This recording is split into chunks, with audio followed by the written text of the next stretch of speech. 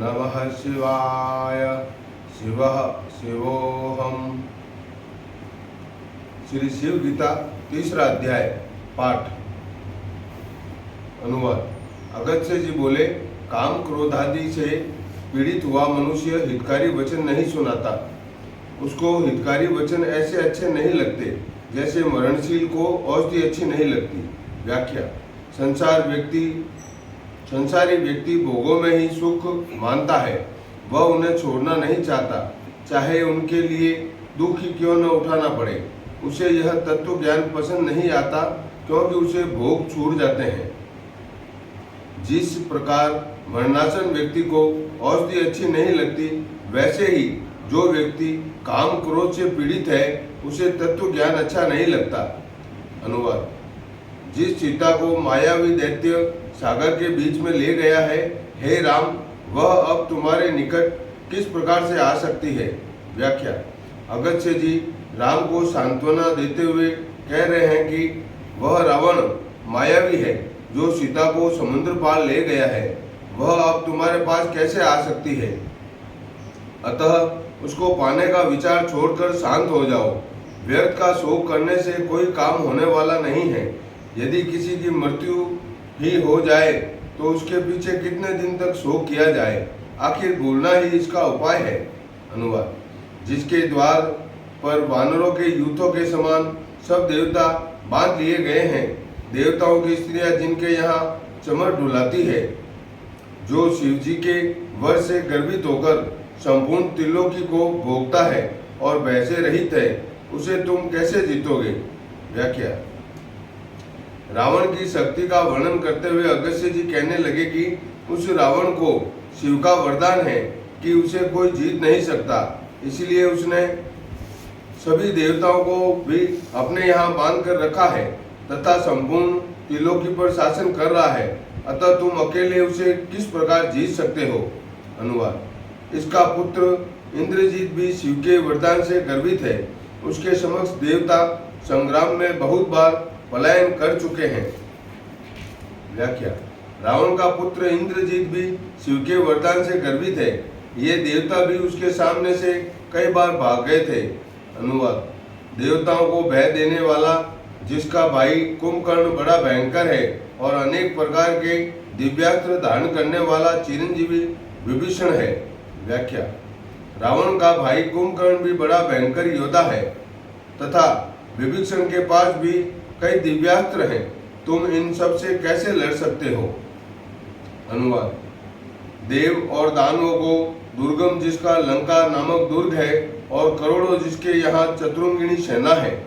व्याख्या। श्री राम, उसका लंका नामक दुर्ग भी ऐसा है जिसमें देवता व दानव कोई भी प्रवेश नहीं कर सकते तथा उसकी रक्षा के लिए करोड़ों चतुरांगिणी सेना है, फिर वहां तुम कैसे प्रवेश कर सकते हो। अनुवाद। हे राजन, फिर अकेले तुम उसे कैसे जीतोगे। तुम्हारी यह बात ऐसी है कि जैसे कोई बालक चंद्रमा को हाथ में लेना चाहे, इसी प्रकार तुम काम से मोहित होकर उसको जीतने की इच्छा करते हो। व्याख्या। अगस्त्य कहने लगे कि तुम काम के वश में होकर उसको जीतने की बात कह रहे हो, किंतु तुम्हारी यह कामना ऐसी ही है जैसे कोई बालक चंद्रमा को हाथ में लेने की कामना करता है। अतः ऐसे विचार को छोड़ो और शांत हो जाओ। अनुवाद। श्री रामचंद्र जी बोले, हे मुनिश्रेष्ठ, मैं क्षत्रिय हूँ और मेरी भार्या राक्षस ने हरण कर ली है। अब मैं उसे न मारूंगा तो मेरे जीने का क्या फल। व्याख्या। श्री रामचंद्र जी कहने लगे कि आप मुझे संन्यास, मुक्ति, मोक्ष आदि की बात कहकर मोह, ममता, आसक्ति के त्याग की बातें कह रहे हैं, किंतु मैं क्षत्रिय हूँ। मेरी भार्या को कोई राक्षस दुष्ट व्यक्ति छल कपट करके हरण करके ले जाए और मैं क्षत्रिय होने से उसे न मारकर यदि उसके सामने समर्पण कर दूं, वह शांत होकर बैठ जाऊं, तो क्या इस संपूर्ण क्षत्रिय जाति का अपमान नहीं होगा। क्षत्रिय का धर्म ही ऐसे दुष्टों को दंड देना है। यदि किसी पर भी ऐसा अन्याय हो तो भी क्षत्रिय उसकी रक्षा के लिए तैयार रहता है।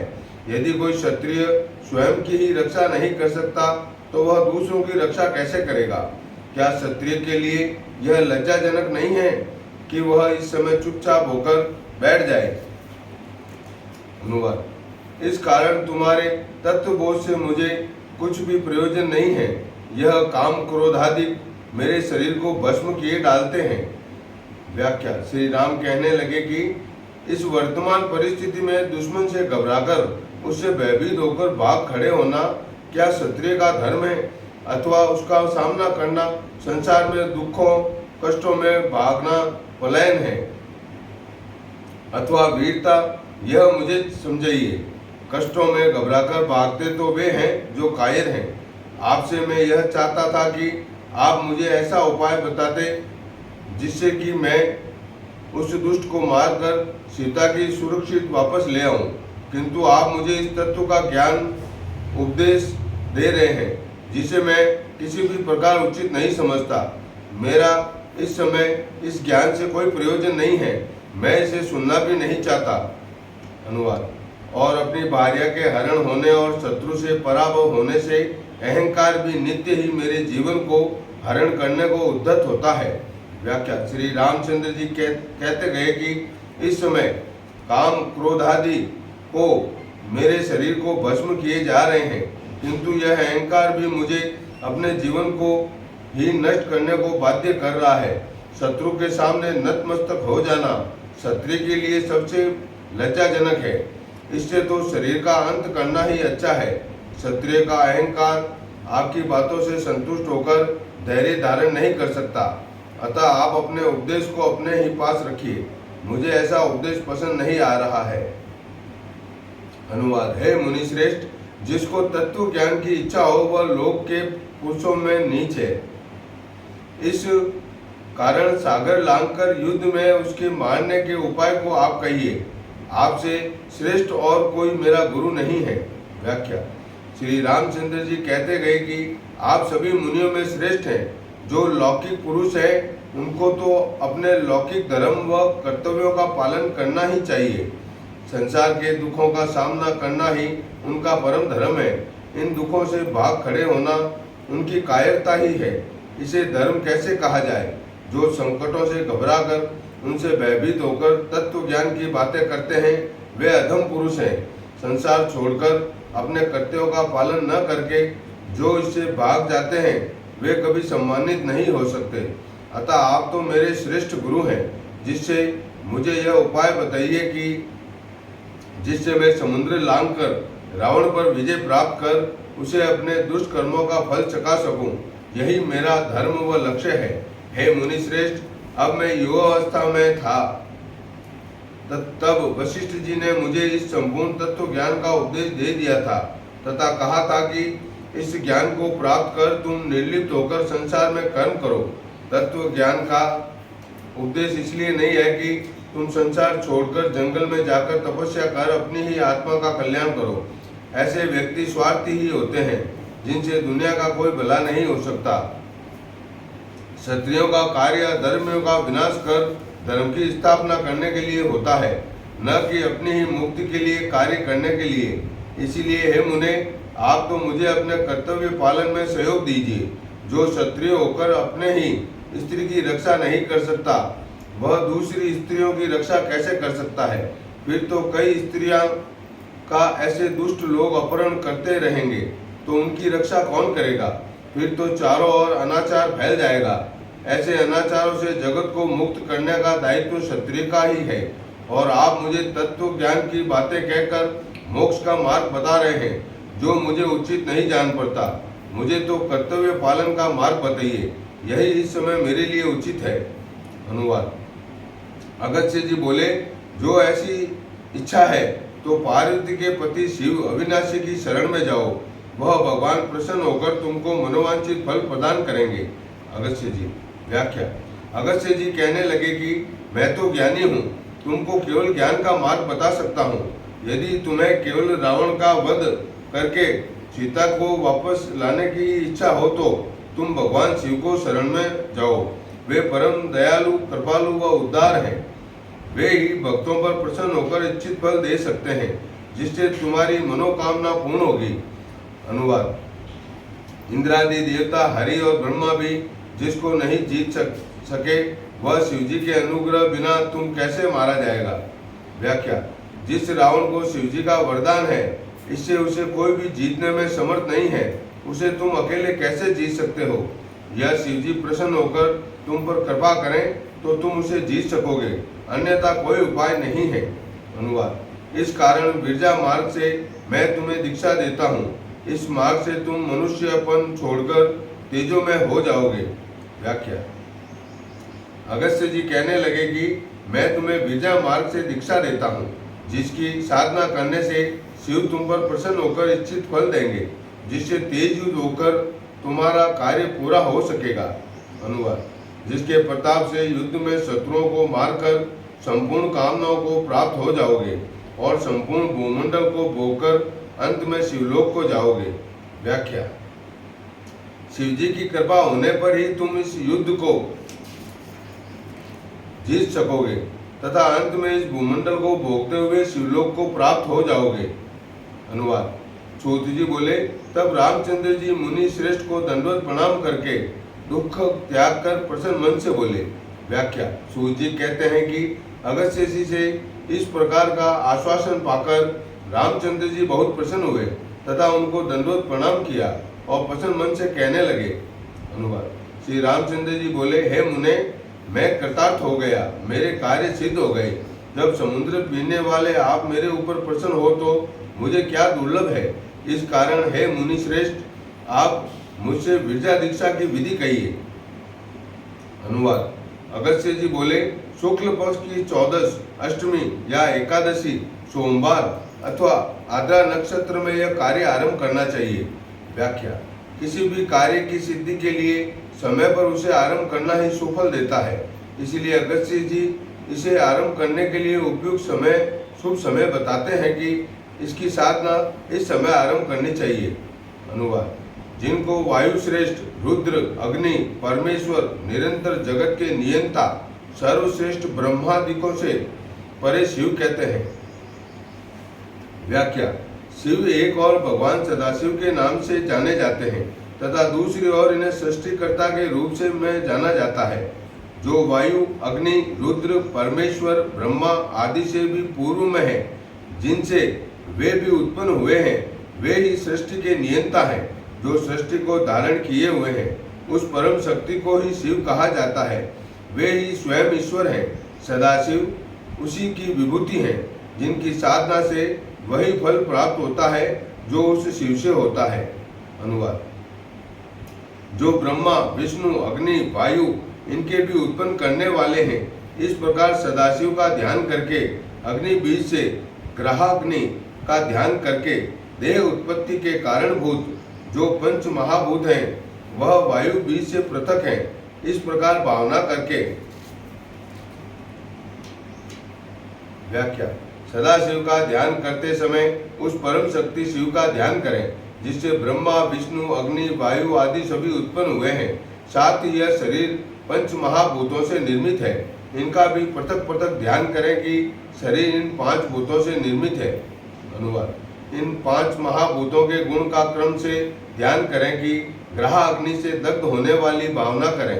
फिर पंच महाभूतों के गुणों पर विचार करके इनका एक दूसरे में लय पर विचार करें। अंत में ओंकार की पंच मात्रा पर ध्यान करें। फिर 3, 2, 1 तथा बाद में अमात्रा का ध्यान करें। यह अमात्रा ही द्वादशांत में अवस्थित है, इसका ध्यान करें। यह द्वादशांत ही 12 चक्रों का स्थान हृदय है, जिसमें स्थित होकर पाशुपत व्रत का आरंभ करें। व्याख्या। अगस्त्य जी श्री राम को ध्यान की विधि बताते हुए कहते हैं कि ईश्वर प्राप्ति के लिए इस प्रकार ध्यान करना चाहिए। सर्वप्रथम इसका ध्यान करें कि यह शरीर ग्रह अग्नि से दग्ध है। इसके बाद जिन 5 महाभूतों से यह शरीर निर्मित है, उनके 5 गुणों शब्द, स्पर्श, रूप, रस व गंध पर ध्यान करें। ये सब उस एक ही ओंकार से उत्पन्न हुए हैं। जिस क्रम से ये उत्पन्न हुए हैं उसको उन्हें क्रम से इनका उसमें लय करें, अर्थात गंध का रस में, रस का रूप में, रूप का स्पर्श में तथा स्पर्श का शब्द में लय करें। अंत में ओंकार अ प्लस उ प्लस म स्वरूप परमात्मा में इन तीनों मात्राओं का अलग अलग ध्यान करें। इसके बाद अमात्रा पर ध्यान करें, जो इस ईश्वर की निर्गुण अवस्था है। यह अमात्रा ही द्वादशांत अर्थात हमारे हृदय में स्थित है। हृदय में ही द्वादश चक्रों का समूह है। अतः इसमें उस अमात्रा का ध्यान स्थिर करके फिर पाशुपत व्रत का आरंभ करें।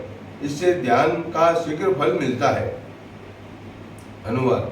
फिर प्रातः काल ही मैं पाशुपत व्रत को करूंगा, ऐसा संक्षेप में संकल्प करके अपनी शाखा तथा ग्रह्य सूत्र से अग्नि स्थापना करें। व्याख्या। जब पाशुपत व्रत का आरंभ करना हो तो सर्वप्रथम प्रथम दिन प्रातः काल उसका संकल्प करें कि मैं इसका आरंभ कर रहा हूँ, फिर विधिवत अग्नि स्थापना करें।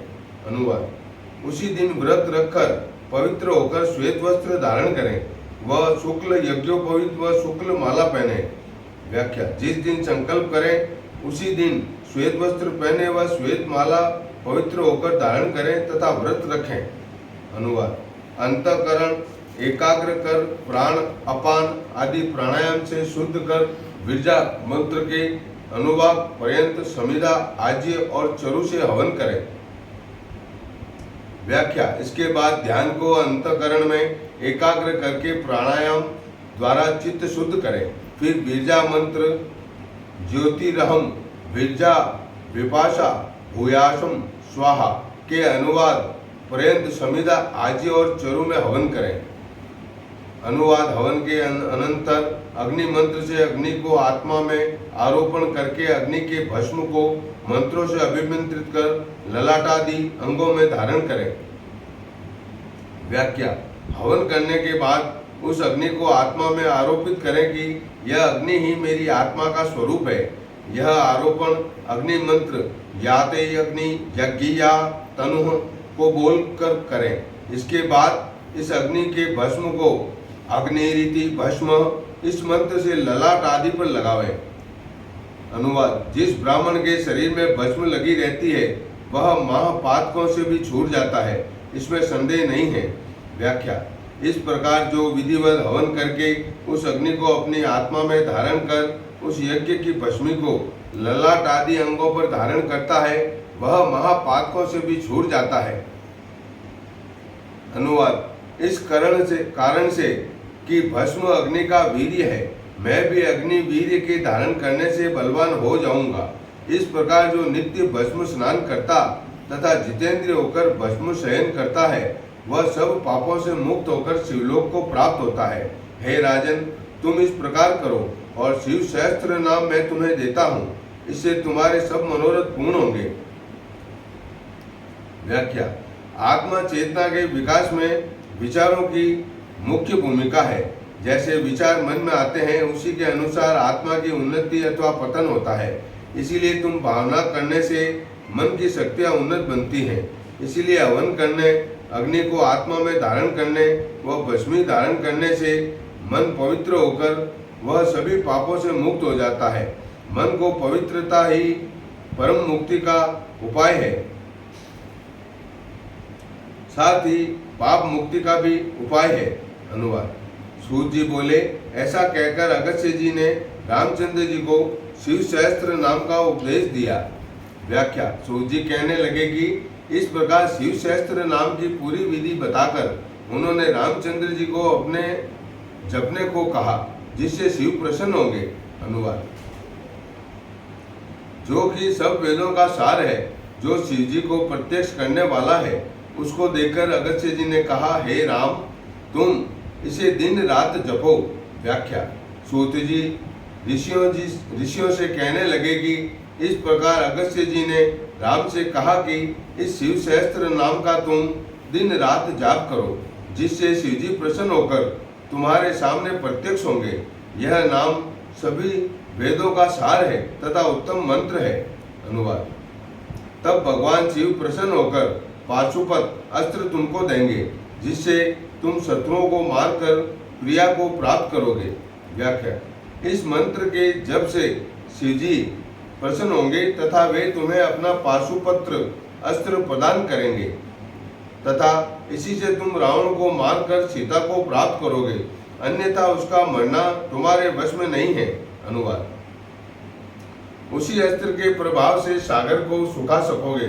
संहार काल में शिवजी इसी अस्त्र से जगत का संहार करते हैं। व्याख्या। अगस्त्य जी कहने लगे कि शिवजी इसी अस्त्र से जगत का संहार करते हैं।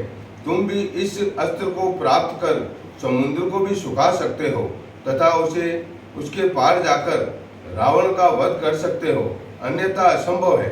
अनुवाद। उसको बिना प्राप्त किए दानवों से जीत पाना बड़ा दुर्लभ है। इस कारण इस अस्त्र को प्राप्त करने के निमित्त शिवजी की शरण में जाओ। व्याख्या। यह पाशुपत अस्त्र किसी देवता के पास नहीं है, केवल शिवजी के पास है। यदि वे प्रसन्न होंगे तो वे इसे तुम्हें दे देंगे, जिससे तुम इन दानवों पर विजय प्राप्त कर सकते हो। अतः किसी अन्य देवता की शरण में जाने की अपेक्षा शिवजी की शरण में जाओ, यही इस समय तुम्हारे हित में है। ओम नमः शिवाय। शिवः शिवोऽहम्।